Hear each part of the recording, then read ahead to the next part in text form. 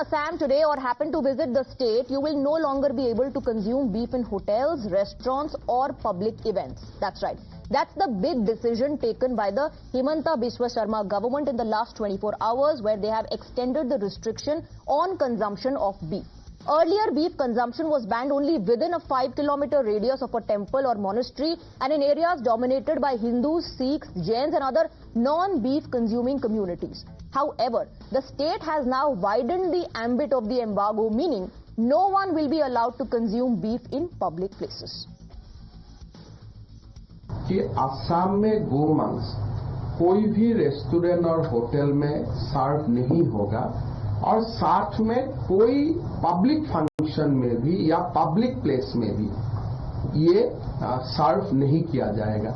सो ये हमने completely hotel, restaurant और पब्लिक प्लेस में बीफ को हमें कंजम्पशन ऑफ बीफ, मांस को खाना हमने आज से बंद करने का निर्णय लिया. पहले हमारा ये निर्णय था कि मंदिर का 5 किलोमीटर तक.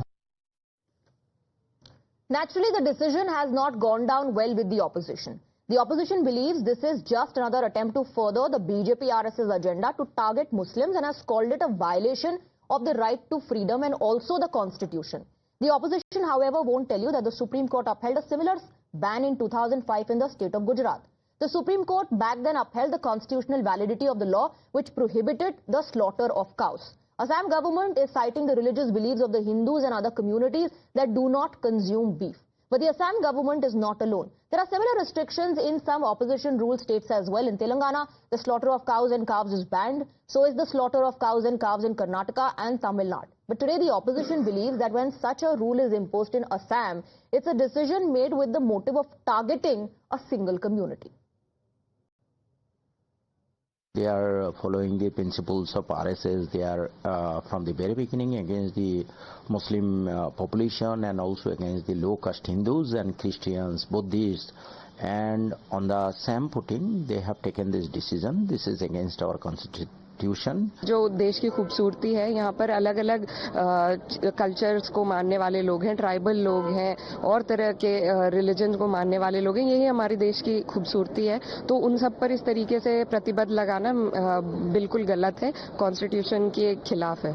The reason is obvious. It is the humiliating loss of the BJP in Jharkhand, where the campaign was solely in the hands of Chief Minister Himanta Biswa Sarma. बाकी मुल्कों को यहाँ से हिंदुस्तान से होता है और वो सप्लाई करने वाले कौन है?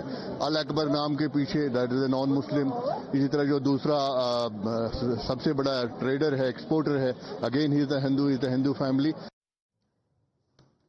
All the guests continue to be with us. Harshvardhan Tripathi, Amit Jamei, Asif Sohail and Vivek Srivastav. Along with them, we are also joined by Lakhya Konwar, the spokesperson of BJP Assam. Let me in fact begin with Asif Sohail. Asif Sohail, Himanta Biswa Sarma ने कहा कि cabinet ने ये decision लिया after Congress leaders accused BJP of wooing voters with beef in a particular constituency, saying that this is a Muslim majority seat. The BJP won in the by-poll last month because they wooed people with beef.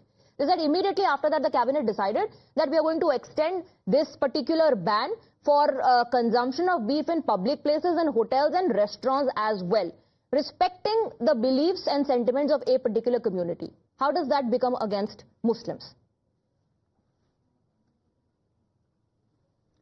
Madam देखिए, 2014 में 1100 billion का जो सो revenue export के जरिए beef बेचकर हिंदुस्तान की government कमाती थी, वो आज बढ़कर 2024 में 31,000 करोड़ तक पहुंच गया है और उसका एक 67% का हिस्सा उत्तर प्रदेश के डेवलपमेंट में लगाया जा रहा है. Madhya Pradesh BJP rule states में उसका पैसा इस्तेमाल हो रहा है. मैडम देखिए, ये बीफ खाना एक अपना पर्सनल मैटर है और कोई हम भी गाय काटने के खिलाफ है. मैडम ऐसा नहीं है कि जो संविधान ने इजाजत दी उसी को प्रैक्टिस किया जा रहा है. इसको एक लोगों में बांटने की कोशिश कर रहे हैं. देखिए मैडम, सुप्रीम कोर्ट ने भी इसके बारे में बताया था, इट्स अ पर्सनल अफेयर. आप किसी को खाने के ऊपर, पहनने के ऊपर, देखिए आर्टिकल 21 का भी वायलेशन किया जा रहा है. मेरी बात खत्म करने दीजिए मैडम. ये ban on consumption in public places.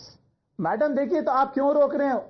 Madam आप पब्लिक प्लेस क्या है, आप एक्सपोर्ट भी बंद कर दीजिए ना मैडम। फिर कैरा बीफ और बफेलो मीट का आप किस बीफ के एक्सपोर्ट की बात कर रहे हैं, कैरा बीफ और बफेलो मीट की? मैडम देखिए, मैं वही बोल रहा हूं मैडम, कहीं पर भी देखिए, कहीं पर भी गई नहीं काटी जा रही है, हम भी उसके खिलाफ है। जो हमारे हिंदू भाइयों की आस्था उसमें जुड़ी हुई है, हम उसकी इज्जत बराबर करते हैं। मैडम देखिए, उसका एक प्रोसीजर है, उसको एक जो है उसका हेल्थ सर्टिफिकेट दिया जाता है, उसके बाद ही उसको वो काटने के लिए जाती है, और वो नहीं हो रहा है मैडम। आज पूरे हिंदुस्तान में उसे रोक दिया गया है। हमारे खुद के जो लोग हैं ये चीज को कर रहे हैं, मतलब जो स्लॉटर हाउसेस है वो लोग भी इसको नहीं कर रहे हैं। गाय को कोई नहीं काट रहा है यहाँ पे। आप इसको सिर्फ एक पोलराइज करने के लिए, डाइवर्ट करने के लिए कोशिश कर रहे हैं। हजारों करोड़ वो पैसा इस्तेमाल इलेक्शनों में किया जा रहा है, पर्सनल फंडों में इस्तेमाल किया जा रहा है बीफ के एक्सपोर्ट से, और एक तरफ आप बताते हैं वहां पे जो सो खाने की मनाही दे रहे हैं, आप होटल में बंद कर दे रहे हैं। आसाम आज इतनी तकलीफ से गुजर रहा है, तालीम के एतबार से हो, नौकरियों के एतबार से हो, डेवलपमेंट के एतबार से हो। आप उसके अंदर मैंने आपकी पूरी बात सुनी, उसके अंदर मैंने आपकी पूरी बात सुनी। उनको कैसे अकोमोडेट करेंगे, कैसा करेंगे? Let me bring in the BJP spokesperson. Asif Sohail is alleging that the money that we earn from the export is used for funding election machinery. How do you respond to that? Sir, you're not audible. Yes, go ahead. Yes. Am I audible? Yes. Sorry, let me respond to Sohail first. I welcome Sohail to Assam first, because this is a long-pending demand of Assamese people to the state government in particular, because Assam is a bonding of so many tribes, so many indigenous people here. So we heartily welcome Assam government of Assam's decision to ban consumption of beef in public places and public functions, because main that is festival of Assam is Bihu. Bihu, irrespective of religions, it starts on 14th of April with Goru Bihu. On that day we worship the cattle. So on that day, in public places, if cow is slaughtered, if it is consumed in public places, restaurants, it hurts the sentiment of the indigenous people of Assam. And Swati, entire India knows what is the environment in Assam, in particular in Assam. So in 1951, Assam was constituted by the population of below 10% of Muslim population. Now it is 35%. So this is the threatening to our state. And I would like to speak in the line of Mr. Yogi Ji. This is the culture of barbarism also is going up in Assam. So this is a very positive step taken by the government of Assam under the able leadership of Dr. Himanta Biswa Sharma. And the sensible Muslim community is also welcoming it. Swati, if you notice in the last 24 hours, no Muslim organization, no Muslim people is opposing it. They're sensibly accepting it here. So it is the courage of non-courage of the opposition who can't consume it. You're saying the opposition is politicizing the Muslim groups and organizations. Politicized. There's no opposition from the Muslim groups and organizations. I'm going to bring in Ameek Jamai. Ameek Jamai, अगर किसी एक community के religious beliefs का सम्मान किया जा रहा है तो इसमें क्या गलत है?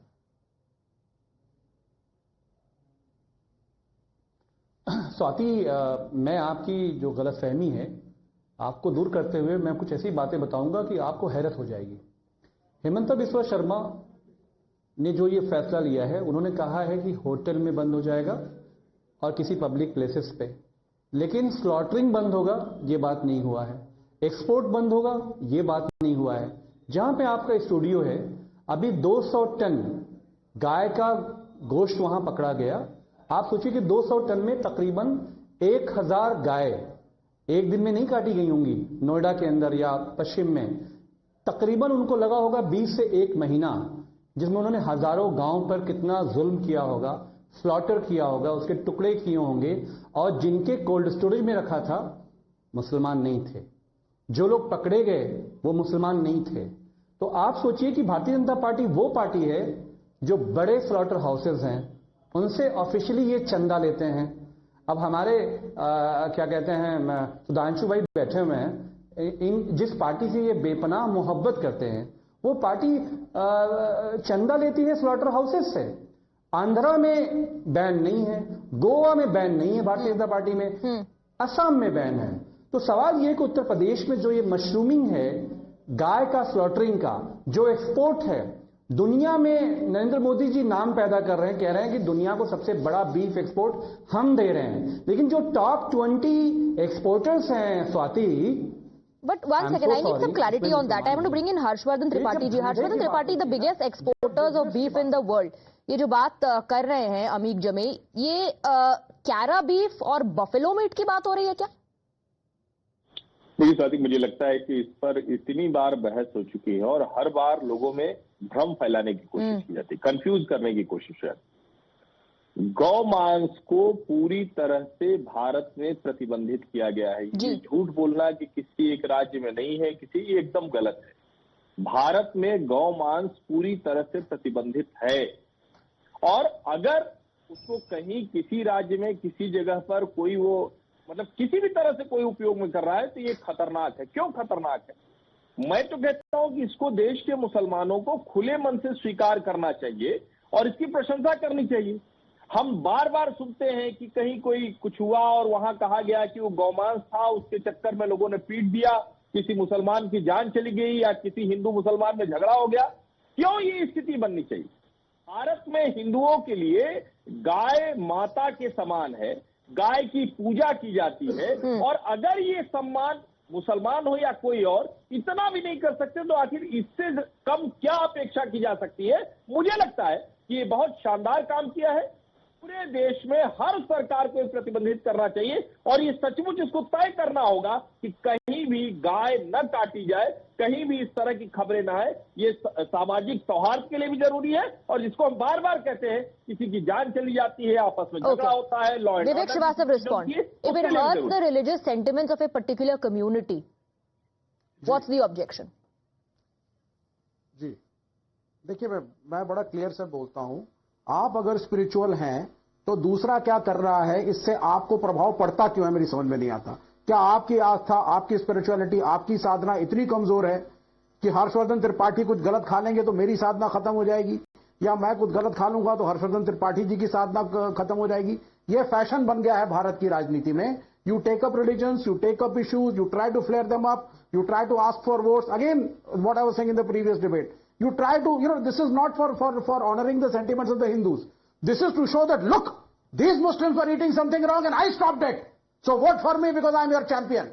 This is the narrative of Himanta Biswa Sarma. Number one, Kamakhya Devi में रोज भैंसा कटता है, बलि चढ़ती है, और मैं आपको 100 मंदिर गिना दूंगा माता के जहां पे बलियां चढ़ती हैं।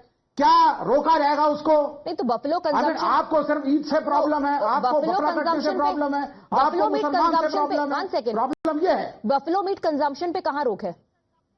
हाँ, बफेलो मीट कंजम्पशन पे कहां रोक है? ठीक है, अब आप सुनिए। रिलीजियस सेंटिमेंट्स की बात तो तब आती है ना जब आप गोमांस की बात करते हैं। गोवा के अंदर no listen to me now, north east में बीजेपी कह रही है जो मर्जी खाओ, गोवा में बीजेपी कह रही है जो मर्जी खाओ, लेकिन जहां पे हिंदू बेल्ट आता है, जहां पे भावनाएं भड़का सकते हैं वोट के लिए, वहां पे ना गाय हमारी माता है ना? ये आपका जो डबल स्टैंडर्ड है। अमेरिका का वीजा मिल जाए, बी फिटिंग नेशन है, सबसे पहले दौड़ेंगे। इजराइल भेज रहे थे बहुत। बीजेपी के स्पोक्सपर्सन ने कहा, बीजेपी के स्पोक्सपर्सन ने कहा कि वहां लोगों की डिमांड थी उनकी सरकार से कि ऐसा कदम उठाया जाए। दूसरी बात है जो बार बार बीफ के नाम पर जो कंफ्यूजन फैलाया जा रहा है, बीफ के नाम पर जो कंफ्यूजन फैलाया जा रहा है, when you talk about export and as far as the biggest exporters of beef in the world is concern, और जो आप बार बार आप और बाकी के लोग जो इंडिया का डेटा दे रहे हैं, that is about exports for cara beef और बफेलो मीट, जैसा कि हर्षवर्धन त्रिपाठी ने भी कहा। Let me bring in Lakshya Kovar. Why is it that there are BJP states where it's allowed, where it is allowed? This is your double standard and hypocrisy, says Vivek Srivastava. No, Swati ji, I want to respond, Mr. Srivastava. I want to invite him to Assam. 70 years back, was it so popular? Was it consumed publicly in Assam? Was it served in restaurants? Was it served in public functions? It is a sentiment of the Assamese people is being hurt. What is being happened in Telangana, what is being happened in Goa, we don't bother about that. But it is the demand of the indigenous people of Assam, who are the erstwhile descendants of this state. We have been living here for 1,000 years, and no such culture, food culture was here. That's why this is hurting our sentiment. That's why popular demand to all the government. Okay. So now you're saying it was the demand of your constituents. It is about the religious sentiments of a particular community, but the opposition believes this is nothing but a bid to target the Muslim community. Whether it's a reform or regressive, that's the big question I'm asking, and ending the debate on this note. Thank you very much, gentlemen, for joining us.